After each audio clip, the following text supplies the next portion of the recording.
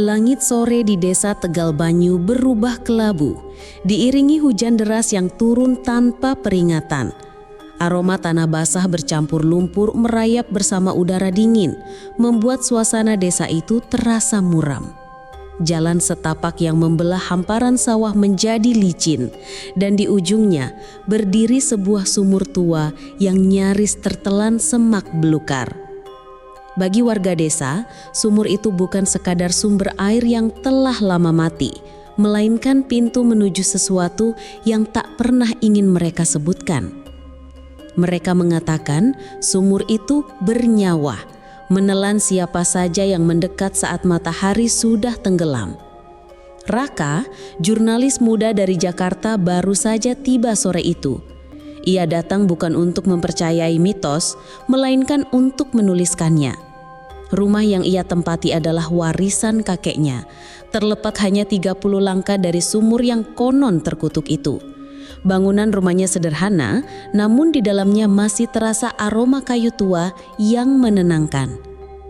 Sejak ia menurunkan kopernya, beberapa tetangga datang menyambut, sekaligus memberi peringatan. "Mas Raka, kalau malam jangan keluar rumah, apalagi mendekati sumur," kata Buati sambil sesekali melirik ke arah jalan setapak yang menuju sumur. "Kenapa?" tanya Raka mencoba ramah. "Percaya atau tidak itu terserah sampean, tapi yang sudah-sudah, orang yang nekat pulang tinggal nama." Raka tersenyum tipis mencoba menyembunyikan rasa ingin tahu yang mulai tumbuh. Ia sudah sering mendengar larangan semacam itu di berbagai daerah dan biasanya hanyalah cerita rakyat untuk menakut-nakuti. Malam pertama di rumah tua itu berjalan tenang, setidaknya di awal. Lampu minyak di teras memantulkan cahaya kekuningan yang menenangkan. Raka duduk di kursi bambu, mengetik di laptopnya sambil sesekali menyeruput kopi hitam. Angin malam bertiup pelan, membawa suara jangkrik dan gemericik air hujan yang masih menetes dari daun-daun. Namun, di antara bunyi alam itu, telinganya menangkap sesuatu yang berbeda. Sebuah suara lirih, panjang, seakan seseorang merintih. Semakin ia mencoba mendengar, semakin jelas suara itu, seperti tangisan perempuan. Nalurinya membuatnya berdiri, tangannya memegang senter, matanya mencari arah asal suara itu. Jantungnya berdetak cepat ketika ia menyadari suara itu datang dari arah sumur tua. Cahaya bulan yang menembus sela awan menyoroti jalur setapak menuju ke sana, licin dan berkilau basah. Raka sempat melangkah satu kali, tapi tiba-tiba suara itu terputus, hilang begitu saja, digantikan hening yang begitu pekat hingga ia bisa mendengar degup jantungnya sendiri. Ia berdiri mematung, menatap ke arah sumur yang gelap tertutup bayangan pohon. Sesuatu dalam dirinya berkata untuk kembali duduk, dan ia menuruti perasaan itu. Namun saat ia berbalik, angin dingin tiba-tiba menyapu tengkuknya. Dingin yang berbeda, seperti hembusan napas seseorang. Ia menelan ludah, memaksa langkahnya kembali ke teras. Lampu minyak bergoyang halus, seolah rumah itu pun ikut merasakan kegelisahannya. Tanpa ia sadari, di balik pepohonan dekat sumur, sepasang mata sedang mengawasinya. Mata seorang wanita muda cantik, namun pucat dan kosong, seperti wajahnya tak lagi mengenal kehidupan. Bibirnya yang membiru perlahan melengkung membentuk senyum samar. Senyum yang tak membawa kehangatan, melainkan janji akan sesuatu yang kelam. Senyum pucat itu seolah menempel di benak Raka sepanjang malam. Bahkan ketika ia mencoba tidur, kelopak matanya enggan menutup. Setiap kali ia memejamkan mata, ia merasa wajah wanita itu semakin dekat. Matanya menatap lurus, bibirnya bergerak namun tanpa suara. Pukul 2 dini hari, Raka terbangun oleh bunyi ketukan. Bukan dari pintu, melainkan dari arah jendela kamarnya.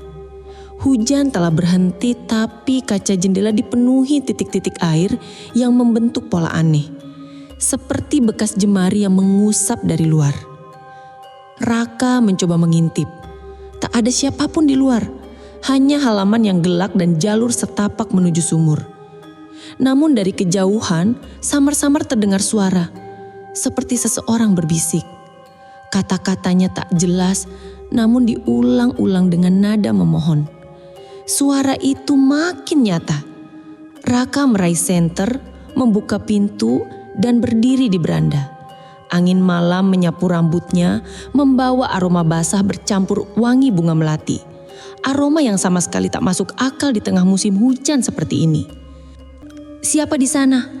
serunya mencoba terdengar tegas. Tak ada jawaban kecuali bisikan yang kini lebih dekat. Lalu ia melihatnya. Di pinggir sumur berdiri sosok wanita berambut panjang. Gaunnya lusuh basah menempel di tubuh. Dari jarak itu, Raka bisa melihat wajahnya yang pucat dan bibir yang bergetar membentuk kata, "Tolong." Ia hendak melangkah mendekat, namun tiba-tiba sosok itu memudar seperti kabut, lenyap di udara. Bersamaan dengan itu, dari dalam sumur terdengar bunyi gemericik air yang tak wajar. Bukan seperti air yang jatuh, melainkan seperti seseorang sedang mengaduk-aduk permukaan dengan tangan. Dingin merayap di punggung Raka. Ia memutuskan kembali ke dalam rumah, menutup pintu rapat-rapat. Tapi sebelum ia benar-benar masuk ke kamar, sebuah suara lirih terdengar tepat di telinganya. Jelas sekali. "Aku di sini, tolong aku keluar." Raka terhenti, nafasnya tercekam. Ia menoleh cepat, namun yang dilihatnya hanya ruang tamu kosong dan lampu minyak yang bergetar nyalanya. Malam itu ia tak tidur lagi, dan di sudut matanya ia yakin melihat bayangan gaun putih yang bergerak perlahan menuju sumur. Bayangan gaun putih yang bergerak menuju sumur itu terus membekas di mata Raka, seolah menjadi luka yang tak bisa hilang. Pagi harinya, ia duduk di teras sambil memandangi jalur setapak yang malam tadi dilalui sosok misterius itu. Kabut tipis masih menggantung di udara, dan embun pagi memantulkan cahaya keperakan di ujung-ujung rumput. Raka menarik nafas panjang, mencoba meyakinkan dirinya bahwa semua yang ia lihat hanyalah hasil kelelahan dan sugesti. Namun, rasa dingin di tengkuknya setiap kali teringat wajah pucat itu membuatnya tahu, jauh di lubuk hati, bahwa yang ia lihat nyata. Seorang tetangga, Pak Darman, lewat sambil membawa cangkul. Raka memanggilnya, sekadar mengobrol. Awalnya perbincangan ringan, tapi perlahan Raka mengarah ke pertanyaan tentang sumur tua. "Kalau saya bilang, semalam saya melihat seseorang di dekat sumur itu, Mas percaya enggak?" tanya Raka hati-hati. Pak Darman berhenti. Sorot matanya berubah serius. "Jangan main-main soal sumur itu. Dulu ada perempuan cantik, dibunuh, jasadnya dibuang ke sana. Sampai sekarang arwahnya belum tenang. Orang sini nggak berani nyebut namanya." Raka merasakan bulu kuduknya meremang. Kenapa dia dibunuh? Pak Darman menggeleng, matanya menerawang. "Itu cerita lama, banyak yang udah dilupakan orang. Kalau sampean mau tahu, sampean siap nanggung akibatnya?" Kalimat itu menjadi pemicu. Raka merasa harus mencari tahu lebih dalam. Ia memutuskan akan menulis kisah ini. Bukan sekadar mitos, tapi kebenaran yang mungkin tersembunyi di baliknya. Siang itu ia pergi ke balai desa untuk mencari arsip. Ruangan arsip itu penuh rak berdebu dan kertas-kertas tua. Raka menghabiskan berjam-jam membongkar berkas, hingga menemukan satu laporan kejadian dari 20 tahun lalu. Warga perempuan ditemukan hilang, diduga korban pembunuhan, tidak ditemukan jasad. Nama korban tertulis samar karena tinta yang memudar. Namun Raka bisa membacanya, Larissa Adiningsih. Malamnya, rasa penasarannya semakin menguat. Ia berdiri di beranda memandangi sumur tua yang hanya diterangi cahaya bulan. Angin malam membawa aroma melati yang sama seperti malam sebelumnya. Dan kemudian ia mendengar suara itu lagi. "Tolong, tolong aku!" Raka menggenggam senter, menapaki jalur setapak yang licin. Semakin dekat ke sumur, semakin kuat aroma melati menusuk hidungnya. Sesampainya di bibir sumur, ia menyorotkan senter ke dalam. Airnya hitam, memantulkan cahaya seperti cermin gelap. Tiba-tiba gelembung-gelembung muncul di permukaan. Lalu tangan Pucat muncul dari dalam air. Jari-jarinya kurus dan memutih, meraih ke arah Raka. Ia terhuyung mundur, hampir terpeleset. Namun rasa takutnya bercampur rasa iba. Ia berjongkok, mencoba memantang lebih jelas. Wajah itu muncul di permukaan. Larissa. Rambutnya tergerai, matanya memohon, dan bibirnya mengucapkan sesuatu yang kali ini bisa ia dengar jelas. "Tolong, cari kalungku, itu kunci kebebasanku." Sebelum Raka sempat bertanya, wajah itu ditarik ke bawah seolah ada sesuatu yang menyeretnya. Air kembali tenang, meninggalkan riak kecil yang perlahan menghilang. Raka berdiri gemetar. Di satu sisi, ia sadar semua ini sudah melewati batas akal sehat. Di sisi lain, ada dorongan kuat dalam dirinya untuk membantu. Kalung yang dimaksud mungkin menyimpan kebenaran pembunuhan Larissa. Namun sejak malam itu, gangguan semakin sering datang. Jendela kamarnya diketuk setiap malam. Bunga melati yang entah dari mana muncul di meja kerjanya. Dan kadang ia melihat bayangan wanita itu berdiri di sudut ruangan, hanya untuk menghilang setika ia memandang. Bahkan siang hari pun, ia mulai merasakan tatapan dari jauhan. Di warung, di jalan, bahkan saat ia berada di perpustakaan desa. Seperti ada yang mengawasinya, bukan hanya Larissa, tapi sesuatu yang tak ingin ia mengungkap kebenaran.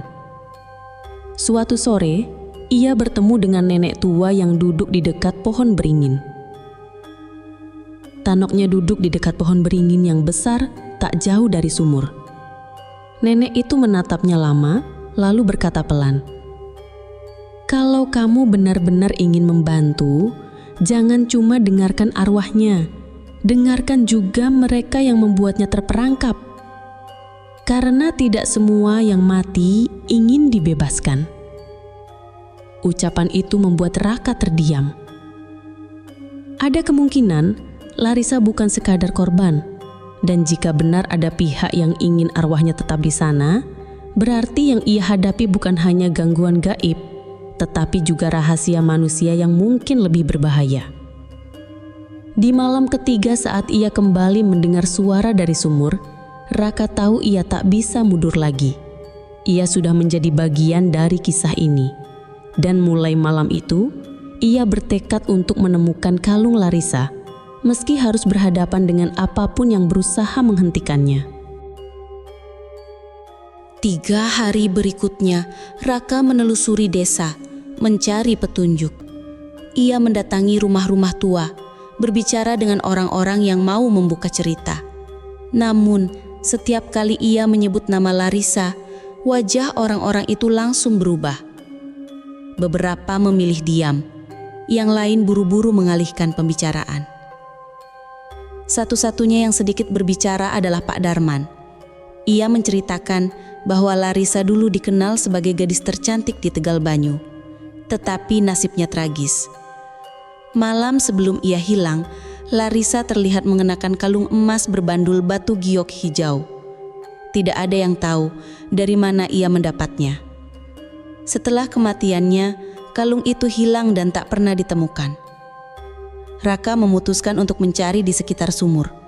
Ia turun ke dasar jalur setapak, memeriksa tanah lembek yang mengelilinginya. Sesekali, ia menemukan pecahan kaca, paku berkarat, bahkan potongan kain yang sudah membusuk. Tetapi tidak ada tanda-tanda kalung. Malam harinya, suara Larissa kembali datang. Kali ini lebih mendesak, hampir seperti teriakan. Cepat, sebelum mereka tahu.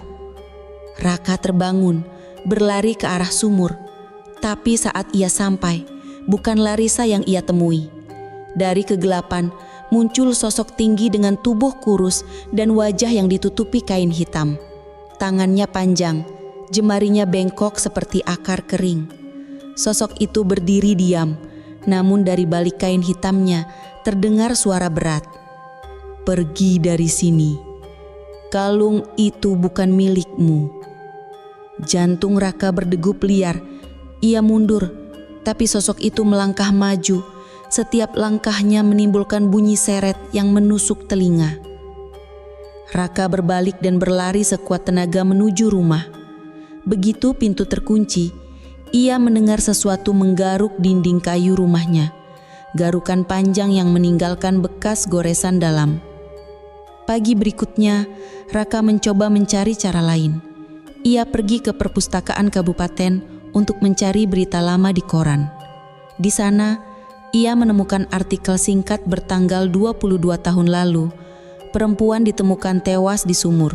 Dugaan pembunuhan terkait perselisihan warisan tanah. Nama pelaku tidak pernah disebutkan. Namun Raka mencatat satu hal penting. Lokasi sumur itu berada tepat di perbatasan tanah milik keluarga Larissa dan keluarga seorang tokoh berpengaruh di desa itu.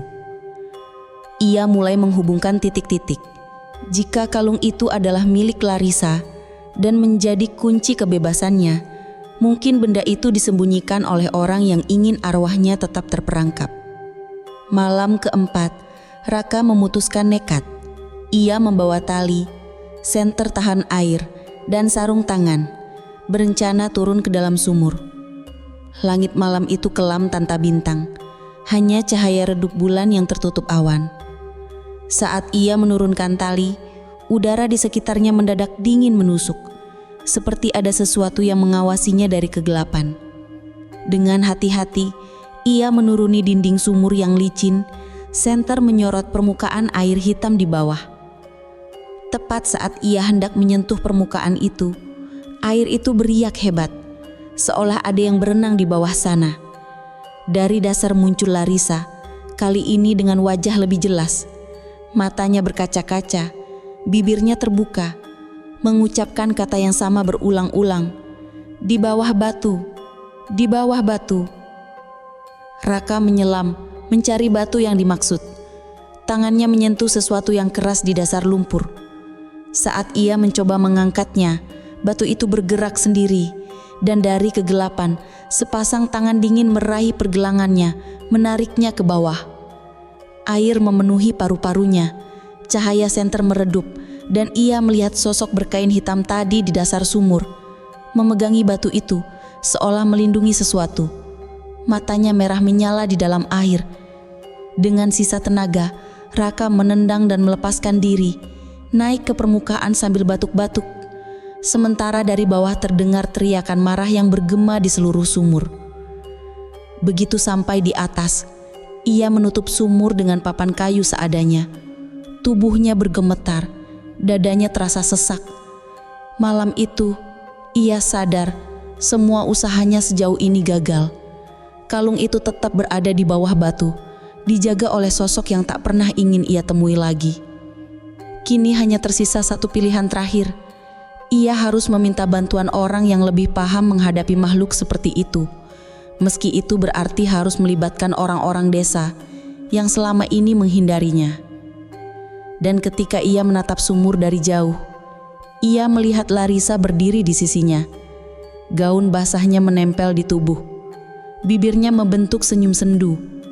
Namun kali ini, di matanya tersimpan sesuatu yang membuat Raka merinding. Sebuah kilatan marah yang belum pernah ia lihat sebelumnya. Raka terpaku. Pandangan Larissa terasa menusuk jauh ke dalam pikirannya, seperti berusaha menanamkan perintah yang tak bisa ia abaikan. Udara di sekitar sumur mulai berputar, membuat daun-daun kering berterbangan. Dari kejauhan, langit yang semula gelap berubah lebih pekat, seolah menyerap cahaya bulan. Larisa mengangkat tangannya perlahan, menunjuk ke arah sumur, bibirnya bergerak tanpa suara. Tapi Raka mengerti maksudnya, kembali ke bawah. Tubuhnya menegang. Setelah semua yang terjadi, setelah nyawanya nyaris melayang, ia harus turun lagi. Di bawah sana ada sosok berkain hitam dengan mata menyala, penjaga yang siap membunuh siapapun yang mencoba mendekati batu itu. Tapi tatapan Larisa bukan sekadar permintaan, itu tuntutan. Malam itu suara-suara mulai datang dari segala arah. Dari atap rumah terdengar langkah kaki berjalan lambat. Dari bawah lantai suara ketukan berirama seperti kode. Jendela kamarnya digores sesuatu hingga meninggalkan bekas panjang. Raka sadar, ini bukan lagi sekadar gangguan. Larisa sedang memaksanya memilih. Ia mencoba mengabaikannya, menutup telinga dengan bantal, memejamkan mata erat-erat. Tapi saat ia tertidur, mimpi buruk menelannya. Dalam mimpinya, ia berdiri di tepi sumur yang penuh darah. Larisa berada di dalamnya, memegang kalung emas berbandul giok hijau. Kalung itu terbungkus rantai besi berkarat, dan dari dalam air, tangan-tangan tak berbentuk berusaha meraih leher Larisa. Ambil, atau aku akan menarikmu bersamaku. Raka terbangun dengan nafas terengah, bajunya basah oleh keringat dingin. Detik itu juga, ia tahu, ia tidak punya banyak waktu. Larisa semakin kuat, semakin mendesak. Dan di sisi lain, penjaga sumur itu pasti sudah tahu ia akan mencoba lagi. Ia memutuskan untuk mencari bantuan. Dalam keadaan kalut, Raka mendatangi rumah Nenek Ratmi, wanita tua yang dulu pernah memperingatkannya di bawah pohon beringin. Rumahnya remang, dipenuhi aroma kemenyan. Nenek Ratmi mendengarkan cerita Raka tanpa memotong, lalu berkata pelan, "Kalung itu bukan sekadar perhiasan. Di dalam bandulnya tersimpan rambut dan darah Larisa, bagian dari ritual yang membuat rohnya terperangkap. Penjaga itu bukan musuhnya. Dia penahan agar amarah Larisa tak menghancurkan yang hidup." Kata-kata itu menghantam Raka seperti badai. Selama ini ia mengira Larisa hanya korban yang perlu dibebaskan. Tapi jika benar kalung itu dilepaskan, kekuatan yang terkurung mungkin akan bebas tanpa kendali. Tapi pilihan itu kini di tangannya, membiarkan Larisa terperangkap selamanya atau mengambil kalung itu dan berisiko melepaskan sesuatu yang jauh lebih mengerikan. Raka tak menjawab. Malam itu juga ia berjalan kembali ke sumur. Langkahnya berat, tapi setiap derap kakinya dipenuhi tekad. Ia membawa tali, senter, dan sebilah pisau, bukan untuk melawan Larisa, tapi untuk memotong rantai yang mungkin mengikat kalung. Saat ia tiba, Larisa sudah menunggu. Kali ini, gaunnya tak lagi putih bersih, melainkan berlumur lumpur dan darah kering. Senyumnya lebar, matanya berbinar seperti anak kecil yang hampir mendapatkan mainan yang lama diidamkan. "Turunlah, sekarang." Raka menelan ludah, mengikatkan tali ke pinggangnya, lalu menuruni sumur. Udara di dalam semakin dingin, dan dinding batu terasa bergetar di tangannya. Di permukaan air, bayangan Larisa menari-nari bersama pantulan cahaya senter. Saat kakinya menyentuh air, rasa dingin menusuk tulang. Dari bawah, gelembung-gelembung besar muncul, lalu sosok penjaga itu melayang ke atas. Matanya menyala merah, wajahnya tak berbentuk jelas. Suara berat bergema di kepalanya. "Pergi, ini bukan untukmu." Raka menggenggam pisau lebih erat. "Maaf, aku harus melihatnya." Penjaga itu menerjang. Air berputar seperti pusaran, menyeret Raka ke dalam kegelapan. Nafasnya nyaris habis, tapi di antara riak air, ia melihat batu besar itu. Batu yang menutupi sesuatu berkilau di bawahnya. Ia mendorong, menarik, berusaha memindahkannya. Tiba-tiba tangan Larisa muncul dari kegelapan, meraih tangannya. Sentuhannya dingin tapi kuat. Ia membantu Raka menggeser batu itu, memperlihatkan kalung emas berbandul giok hijau yang bersinar samar. Begitu jemarinya menyentuh kalung itu, suara jeritan memekakkan telinga menggema di dalam air. Penjaga itu meronta. Tubuhnya pecah menjadi kabut hitam yang melayang ke segala arah. Raka berusaha naik ke permukaan membawa kalung itu di genggamannya. Namun saat ia hampir sampai ke bibir sumur, tangan Larisa mencengkeram lengannya. kali ini jauh lebih kuat. Matanya bukan lagi memohon, tapi penuh kebencian dan rasa lapar. Sekarang kau milikku.